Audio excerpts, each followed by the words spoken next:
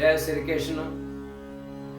आप सभी प्रियजनों का हार्दिक अभिनंदन, स्वागत, प्रणाम, राधे राधे। भगवत चर्चा करते हुए न चैतत्विदमा कतरनो गरियो यदवा जयेम यदिवा नो जयेयो यावेन हत्वा न जिजीविषामस् देव स्थिता पर मुखे धराष्ट्र राष्ट्र। हम ये भी नहीं जानते कि हमारे लिए क्या श्रेष्ठ है, उनको जीतना या उनके द्वारा जीते जाना। यदि हम धृतराष्ट्र के पुत्रों का वध कर देते हैं तो हमें जीवित रहने की आवश्यकता नहीं है। फिर वे युद्ध भूमि में हमारे समक्ष खड़े हैं। यहाँ पे अर्जुन को एक बहुत बड़ा भ्रम है, धर्म संकट है कि मैं युद्ध करूं या न करूं, या भिक्षा मांग के अपने जीवन यापन करूं। क्योंकि युद्ध होगा तो दोनों तरफ से एक जीतेगा एक हारेगा। यदि हम हारेंगे तो कोई बात नहीं, और जीतेंगे तो भी हमारी हार है। क्योंकि कौरवों के बिना जीना हमारा मुश्किल है, ये अर्जुन कह रहा है। यदि हम जीत भी जाते तो जीतना हमारे ना के बराबर है।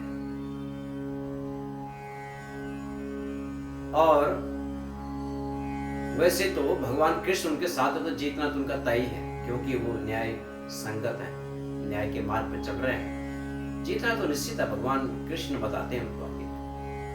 पर यहाँ अर्जुन कंफ्यूज है कि युद्ध होगा दोनों पक्ष में तो कौन हारेगा कौन जीतेगा। यदि हम सपोज उदाहरण के तौर हम भी जीत में जाएंगे तो ये जीत किसके लिए? जब कौरव ही नहीं होंगे हम तो हम जीतना न जीतना तो बराबर है हमारे लिए। और यदि मैं अपना मार्ग यदि भिक्षा लेके अपना जीवन यापन करता हूं तो ये ठीक है, क्योंकि अनावश्यक रक्त बहाना, लड़ाई करना, खून खराबा करना यही अच्छी बात नहीं है। ऐसा जो विचार है ये परम वैष्णव का होता है, ये तितिक्षव है। यहां जिसको कि किसी चीज की चाहत नहीं है, बिल्कुल नहीं। वो केवल ये जानता है कि बस मैंने मेरे सामने मेरे महापुरुष लोग हैं, गुरुजन हैं, उनकी हत्या करके मुझे क्या मिलेगा? किस लिए जीऊंगा मैं फिर? तो इससे अच्छा है कि मैं भिक्षा का मार्ग ले लूं और भिक्षा से अपने जीवन को यापन कर लूं। मैं ये सबसे अच्छा, मेरा पाप भी नहीं लगेगा। ये अर्जुन की सोच रहा है एक मार्ग से, और दूसरा मार्ग उसका जो है क्षत्रिय धर्म का है, युद्ध करना। पर युद्ध करूंगा तो किसके लिए? गौरव नहीं रहेंगे तो कैसे जी पाएंगे हम सब?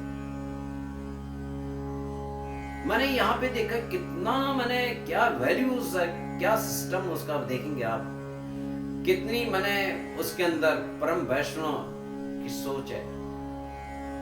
मैंने कौरव पिछले कई वर्षों से पांडवों को परेशान करते हुए, खासकर इसमें जो दो लोग हैं, एक दुर्योधन है एक दुशासन ने, तो बहुत ही ज्यादा परेशान कर रखा था इनको। दुर्योधन ने तो भीम को जहर दे के मारना चाहा, और ऐसे ही उन्होंने जो है छल कपट से उनकी कीड़ा खेल के उनके साथ उनके छल कपट करके उनकी जगह ले ली। और द्रौपदी के साथ कितना अभद्र व्यवहार किया उन्होंने, सब सामने खड़े थे, महापुरुष जितने भी थे, कोई कुछ नहीं बोल पाया उसमें। लाक्षागृह में देखेंगे आप कैसे उनको मारने का षड्यंत्र रचा उन्होंने। मैंने इतने तमाम तरह के जो उदाहरण देखे, कितने कितने सारे उनको परेशान कर, तब भी अर्जुन के अंदर कोई द्वेष नहीं उनके पास।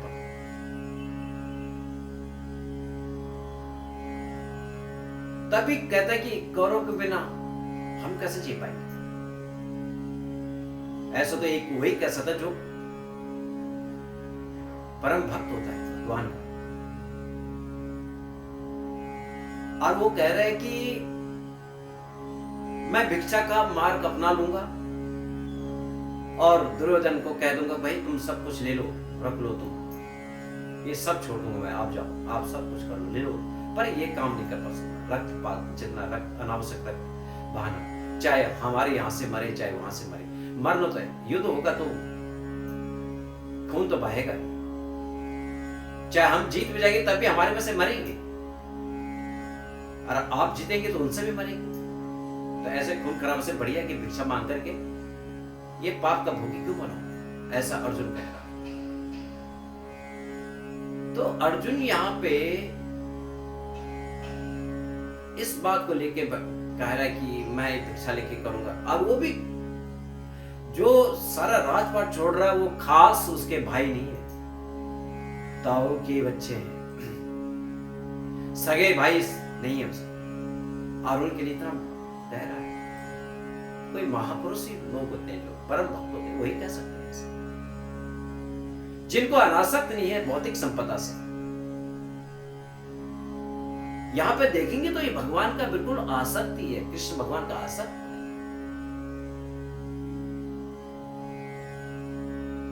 ऐसा।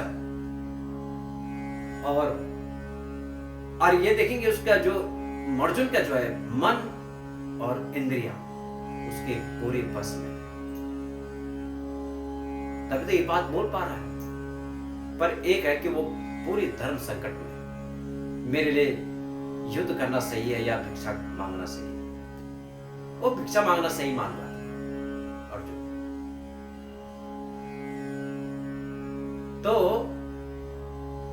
इस तरह का जो अर्जुन का चरित्र है, बड़ा ऊंचा चरित्र, माने कहने मतलब कि एक राजा के राज परिवार में होने के बाद विरक्त के जीवन जीने का उसके अंदर, एक राजा कैसे, राजा के लड़के कैसे विरक्त का जीवन जी सकता है, राज परिवार से कुरुवंश का, और ऐसे मैंने विरक्त का जीवन जीना चाहता हूं। तो ये है कि आज के टाइम पे देखेंगे भाई भाई को थोड़ी सी जगह पे हिंसा हो जाती है, कोर्ट में जज जाते हैं, हड़पने की इच्छा होती है, कितना मैं रख लूं अपने पास, एक घर है तो 10 घर हो जाए मेरे पास। मैंने संग्रह की भावना बहुत होती है, देने की भावना कम। मैंने अपने को हल्का नहीं, बढ़ते जाओ। तभी तो जीवन में जब एक कामनाएं हैं, हमारी इच्छाएं प्रबल हो रखी हैं, तभी तो हमारे अंदर, हमारे जीवन में सुख शांति नहीं है, आनंद नहीं है, निरानंद है हमारे अंदर। तभी देखिए जगह जगह जो है अशांति अशांति है, दुख ही दुख है, चारों तरफ दुख है। जब देखो हर कोई दुख में डूबा हुआ। तो इस तरह का जीवन जो है, यदि अच्छी जीवन की कामना करनी पड़ेगी तो उसके लिए हमें अपना मन और अपने इंद्रियों को अपने बस में रखना चाहिए। ये तभी होगा जब आप भगवान का नाम, भगवान की शरणागति करोगे। ये तभी जीवन में आता है। बहुत सारे हमारे पास आते हैं कि हमको गुरुजी की हमारे को बहुत परेशानी है, दुख तकलीफ है। अरे दुख तकलीफ तब होगी जब आपकी मन और आपकी इंद्रियां बस में नहीं है। कुल आप कामनाओं में और इच्छाओं को प्रबल बना रहे हैं। आवश्यकता ठीक है, पूरी की जा सकती है, पर अनावश्यक इच्छाओं को बढ़ाना ये आनंद नहीं देगा, ये निरानंद देता है। आजकल देखो बच्चों में भी यही हाल है। बच्चे भी डिप्रेशन में, एंजाइटी है, हाइपर टेंशन है। क्यों? क्योंकि उनकी जो है वो अपने सिचुएशन को हैंडल नहीं कर पाते, अपनी स्थिति को ठीक से समझ नहीं पाते। क्योंकि बच्चा रो देता है, ये काम कैसे करूं, मैं पेपर में बैठूंगा कर पाऊंगा नहीं कर। अपने पे आत्मविश्वास, सेल्फ कॉन्फिडेंस नहीं है। ये तभी होगा जब आपकी मन और इंद्रियां आपके बस में होंगी। ये तभी होता है जब आपको किसी भी तप का, साधने का या आपका अभाव का पता लगे। जब थोड़ा सा अभाव का यदि माता पिता उसको समझाएंगे, तब उसे पता लगता है कि इस चीज की वैल्यू क्या होती है। और आपने उसको समय से पहले सब कुछ उपलब्ध करवा दिया, तो वो कहता आसानी से सब कुछ मिल जाता है। पर जब वो खुद उसको हैंडल करने लगता, तो वहां वो क्या हो जाता है, असफलता हो जाती है। तो इसलिए बच्चों को साथ साथ में ऐसी एक्टिविटीज कराएं कि जिसमें उसको एहसास हो सके कि मैं भी इसमें कितनी मेहनत लगती इस चीज को पाने में। तब बच्चे की जो है, पहले जमाने में देखा तो बच्चे गुरुकुल में जाते थे, चाहे राजाओं के बच्चे हों चाहे साधारण बच्चे हों, तो वहां पढ़ाई करते थे एक समान भाव से। तब गुरुजनों के लिए वो जो है भोजन इत्यादि की, लकड़ी की व्यवस्था, सब्जी की व्यवस्था इत्यादि करते। किसके लिए? गुरु के लिए करते थे। समर्पण का भाव था अपने लिए, गुरु के। और उस सेवा से, पढ़ाई के साथ सेवा से उनके अंदर उनकी जो तप करने की जो क्षमता थी, उससे उनकी मन और इंद्रियां जो है बस में होती है। तभी तो इंद्रियां को, मन और इंद्रियां को जो है संयम करके, ज्ञान को अच्छे से प्राप्त करके और मोक्ष या वो बड़े पद, तब जाके वो ज्ञानी होते हैं। और आज का जो समाज हो रहा है, हर जगह देखो बच्चों को कोई आत्महत्या कर रहा है, कोई पानी में डूब रहा है, कोई बिल्कुल हार के बैठा है। इस तरह के हो रहा है। ये सब हो रहा है कि आत्मशक्ति की कमी, सेल्फ कॉन्फिडेंस की कमी। जब इस जगह हुए, तभी यहाँ पे यही बताया गया कि इंद्रियों को कैसे हमें अपने बस में करना चाहिए, हमें अपने इंद्रियों को कैसे संग्रह। किसी भी कार्य को करोगे निष्काम भाव से, उससे आपकी जो है मन और इंद्रियां से, यदि तुमने जो है किसी काम को किया सकाम भाव, काम दो प्रकार, एक निष्काम भाव और एक सकाम भाव। सकाम भाव मैंने उसमें आपकी कुछ उसमें अपनी इच्छा, फल इच्छा मैंने फल लेने की इच्छा, मैंने क्या काम तो मुझे कुछ मिलेगा। पर एक होता है कि निष्काम, जिसमें तुमने काम किया तो उससे कोई इच्छा ही नहीं, ठीक है, किसी की सेवा कर दी, ये नहीं उससे कुछ नहीं, ठीक है, कर दिया, उसका कोई चिंता ही नहीं, तो वो निष्काम है। तो इससे क्या होगा, आपकी आत्मसंतुष्टि होगी और आपका मन और इंद्रियां आपकी वो होगी, संयमित होगी। जय श्री कृष्ण।